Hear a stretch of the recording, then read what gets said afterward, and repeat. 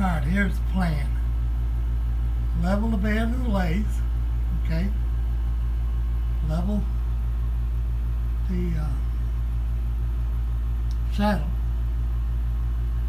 and make sure that the saddle doesn't move, which that's what these little cams are all about, is to set the elevation of the 4 points of the saddle.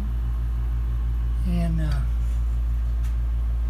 once I get everything level and I know it's not going to go anywhere, I'll make sure that after I put that lathe on there, on the underside of that saddle, that it's anchored good where it doesn't move.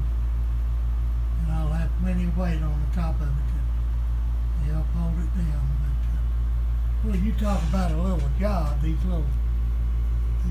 I started out thinking I could put those in the 4-jaw chuck and just spin them in the 4-jaw chuck. Well, and that works great if you're trying to make a eccentric OD.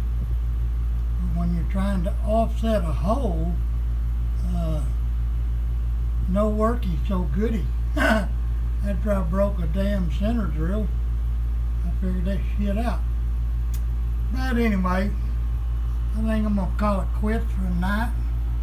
I got this thing, if you were to get right down on top of it there, I can't, with these trifocal glasses on, it's kind of hard for me to see. I might be able to see it in this video when I blow it up and look at it, but I'm thinking I'm getting a lot closer to getting ready to put the lathe on this thing and cinch her down.